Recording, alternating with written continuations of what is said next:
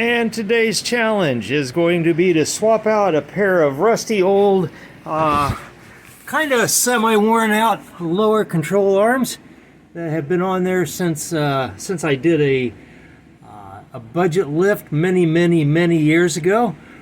So I've come across the opportunity to get a hold of a pair of new adjustable lower control arms, which should just be better all the way around. Obviously, nice poly bushings, so should firm up any ride, decrease the tendency for the infamous death wobble to occur. These come with a couple different options for the through bolts, two different bushings to go depending on the size bolt you have. So I'm going to show you what I believe is the easiest way to get this job done and to make sure you get it done right. So let's get started. All right, let's put on the emergency brake just to be doubly safe. And I'm going to be doing this this job without lifting the vehicle and make it that much easier.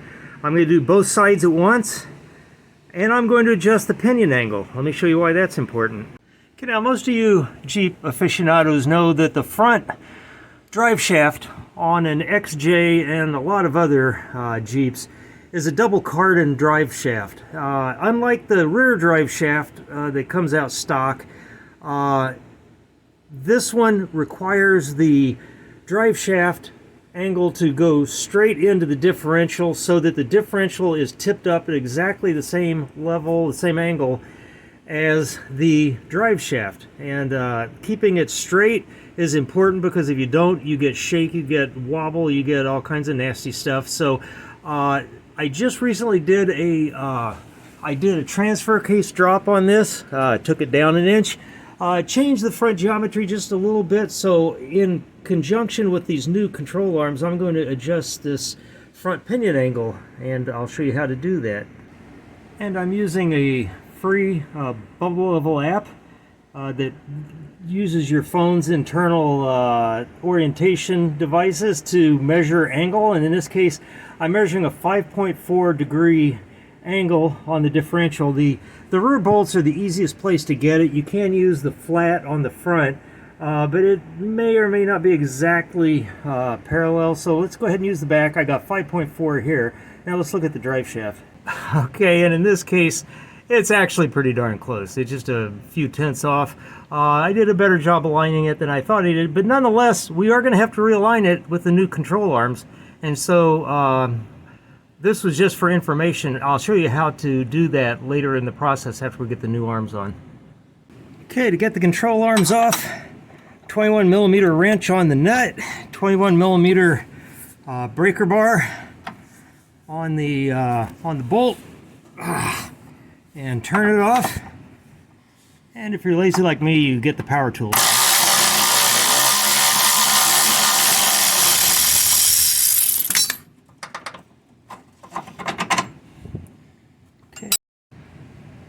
Okay, same tools.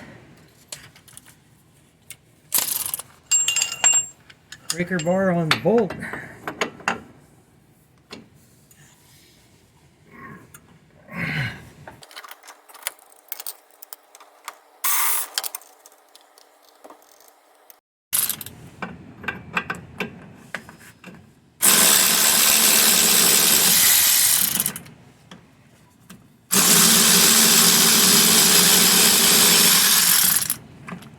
Okay, that's now loose.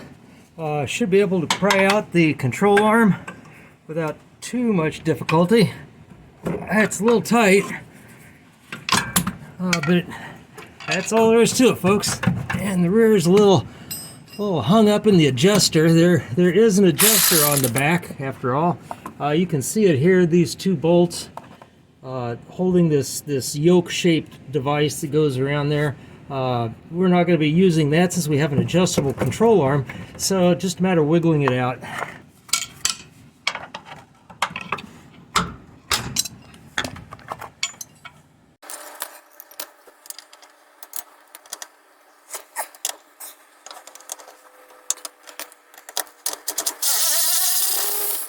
Okay, so the control arm is in there stiff enough. It's doesn't seem to want to go anywhere, so there can't be too big of a force on it.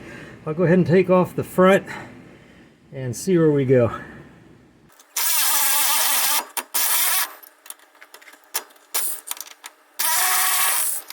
Okay, again, we may get a little rotation whenever we pull this out, so take any precautions you might need to take to stay out of the way, and just force the control arm out. Whoop, and there you get it. It rotated back. You could see the axle rotate back. These this bracket here clearly went up.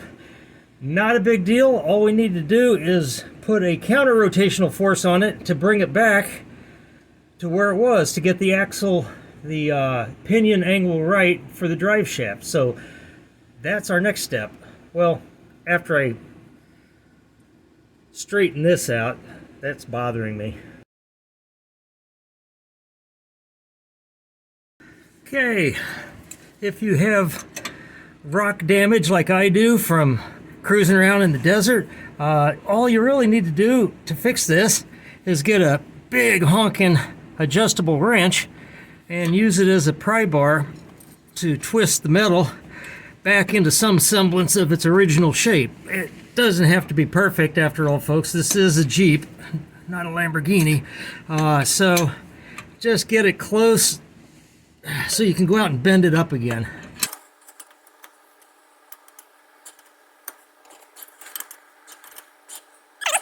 And in getting these new control arms ready to go in, it's probably a good idea to start at the same length as your stock rods. In this case, they are aftermarket, but they were very, very close to the right length, so that would be just an amazingly good place to start.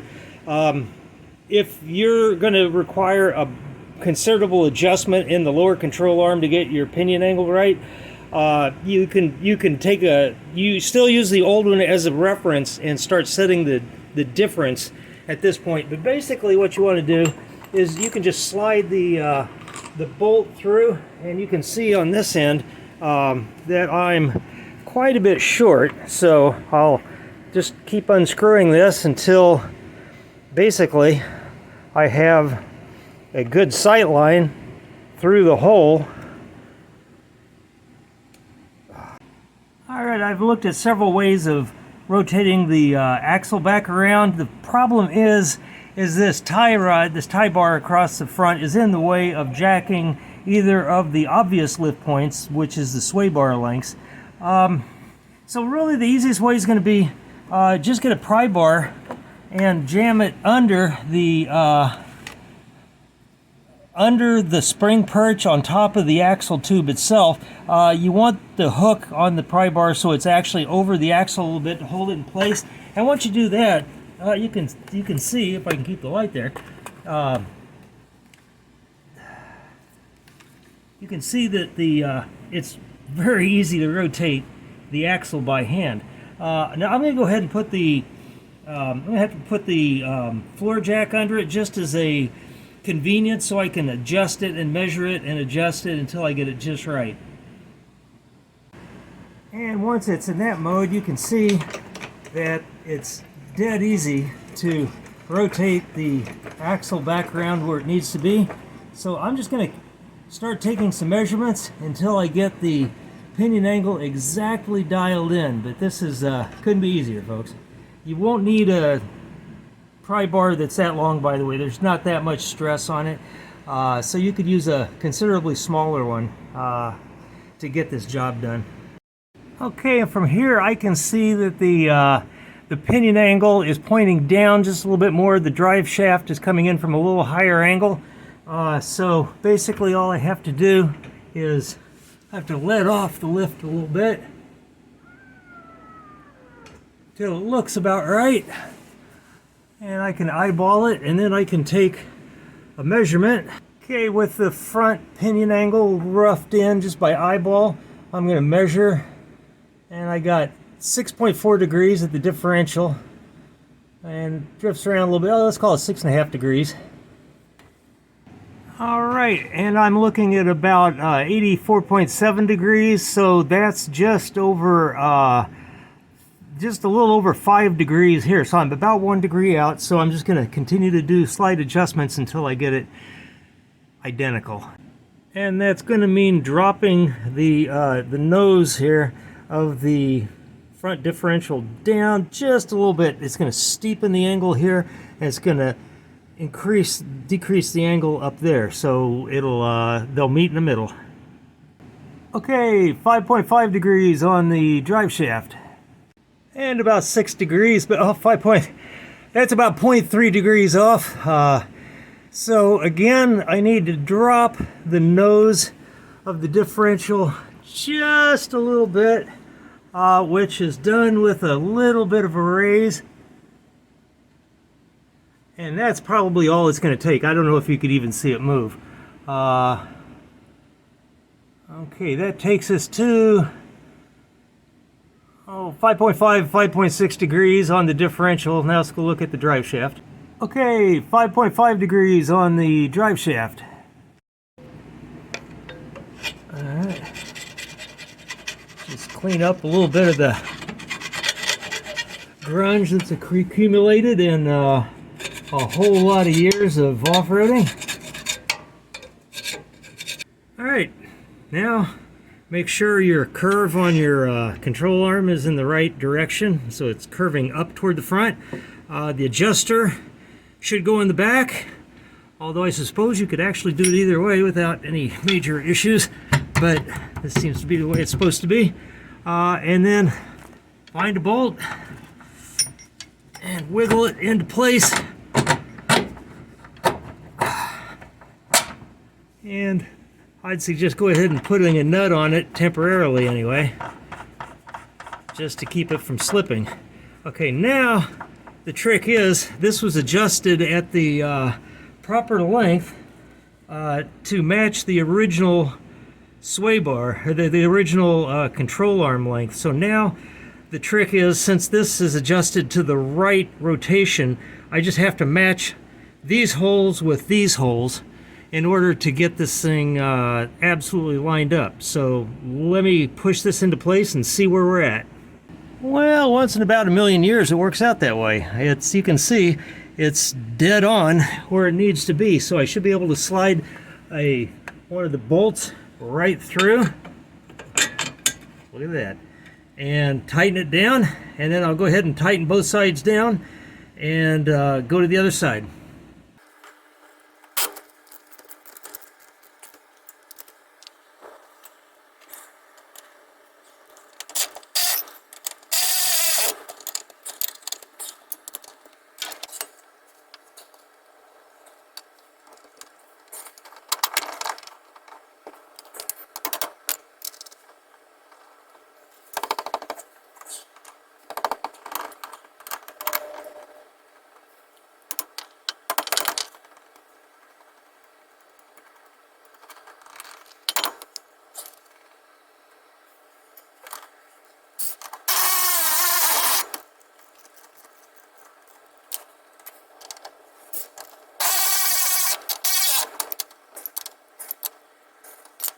And a quick check, and we're still at 5.5, 5.6 degrees.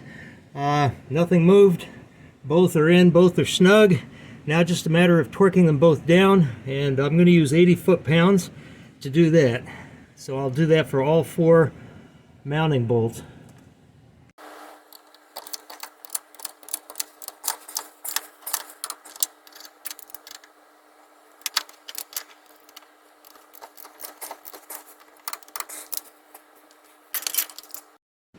Alright, the job that remains to be done is to tighten down these jam nuts. And that's important because if you don't tighten this down, the tiny bit of play between the threads in this end of the device and the female threads in here are going to be working each other. They'll eventually start wearing each other out, and you'll get looseness, it'll rattle, it'll eventually fail. So you don't want that. Tightening this down pulls it in tension so that nothing ever moves. So I normally do have a really gigantic set of wrenches that could get around this huge nut. I don't know, maybe 1.25 inches plus, I don't know. I don't have that here, so I'm going to end up having to use something a little cruder, like a pipe wrench, or a slip joint pair of pliers. Now the thing is, since this is all nicely painted and beautiful, I don't want to bugger it up. So to that end, I'm going to use a piece of tape just to protect the threads. It's not doesn't take a huge amount of torque to get this tight enough to do the job. So I'm just going to wrap this around a couple times. I'll try it with my pipe wrench here, or my slip joints, and I can get a lot of tension on it there. If I use this, that will probably work. I'll probably be able to get it tighter, though I would be taking more of a chance on buggering up the finish, just the nature of this particular beast. But it's tight. It doesn't need any more than that. So basically, the job is done. Got to do the other side, but basically we are good to go. And I now have the pinion angle set at exactly the right position.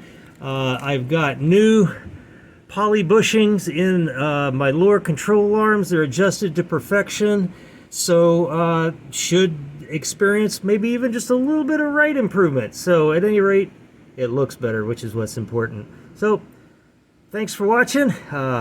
Don't forget to like and subscribe.